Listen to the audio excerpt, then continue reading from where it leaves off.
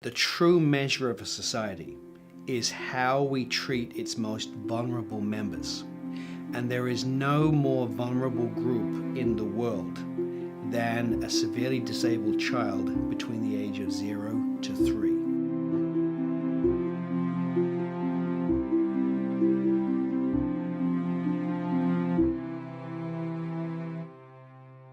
So is there anyone home? Is there anybody at home? Oh, that looks empty. So how many kids are in school today? So Abe, can you tell me? Let's count. So how many kids are here today? Which one? Awesome. 6 kids are here today. Awesome, Abe. All right. Thank you, kids. Bye, guys. Bye, Avery.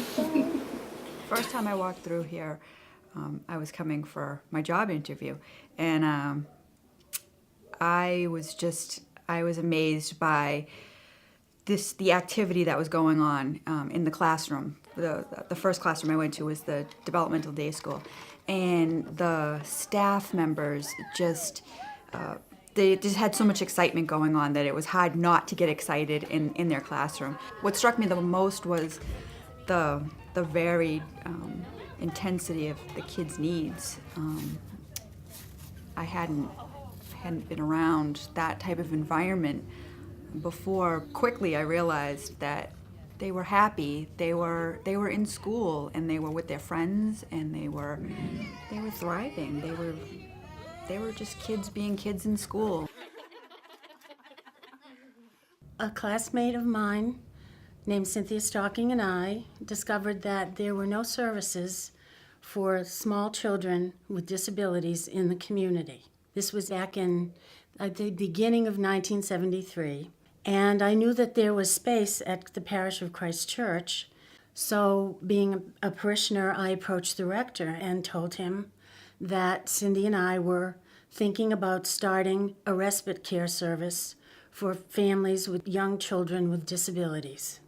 We started in September with 3 children, 3 volunteer nurses, including myself, and $100 from the rector's discretionary fund to buy snacks for the children.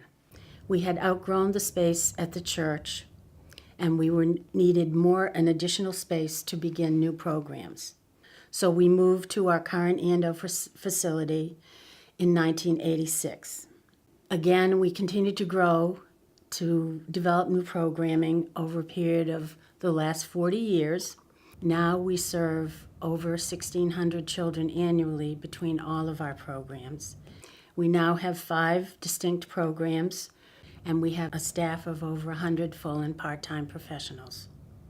I have a son named Adam, and he is today 5 years old, and he was about a year and a half, or closely probably about 3 to 4 months when we started to notice that he wasn't developing the way he was supposed to. So when Adam was about 9 months old and we got in touch with the Early Intervention Center, it was crazy. It was so stressful. We did not know what to expect, and I was depressed. My husband, we had a hard time with ourselves, together, our family, and it was just too much. And he was about a year old when he got his diagnosis, which is called MECP2 duplication syndrome, and it's very, very severe. And the thing that maybe even the thought of thinking you might lose your child, which is a very big possibility before they reach adulthood, all that stress, all that frustration, not even knowing the future, and with that, having early intervention, they were here for us. They helped us, they held our hands, they helped my son, they helped me, they helped my husband.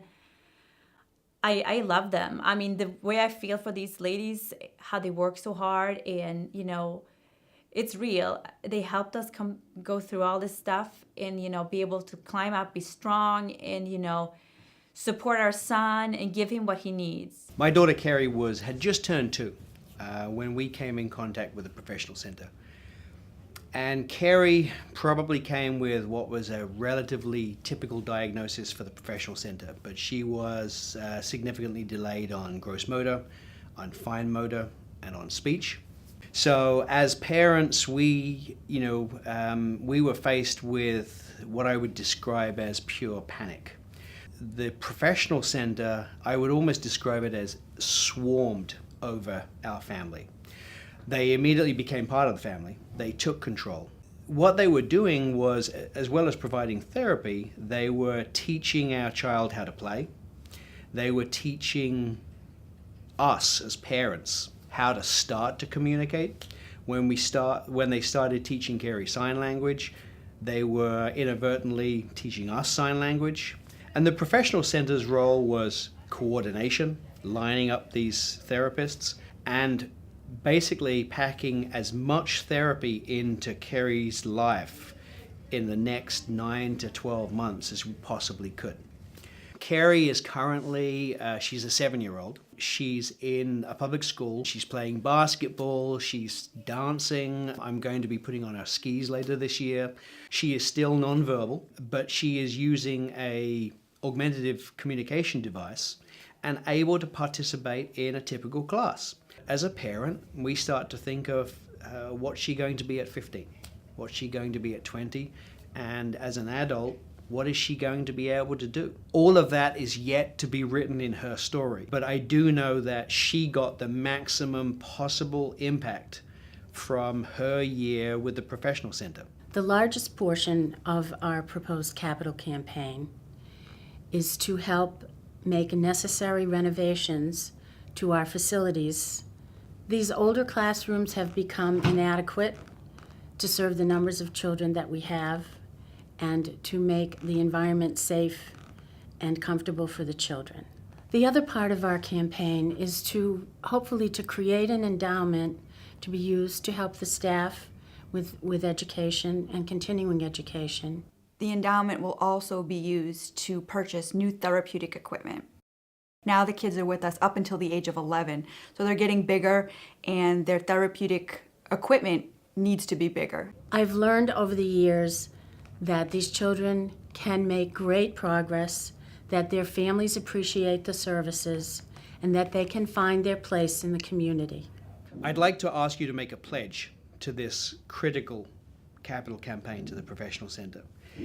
You'll be making a huge impact in the short and long-term future of these children's lives, and any pledge you can give can be made over the next 3 years. I really hope that you'll be able to support us in our work and this capital campaign, because the Professional Center is a wonderful organization that provides so much for children. It is for this reason that I am asking you to make a contribution to our campaign, recognizing that we are looking at possibilities and not disabilities. Possibilities, not disabilities. Possibilities, not disabilities. We'll build a house that will be so strong.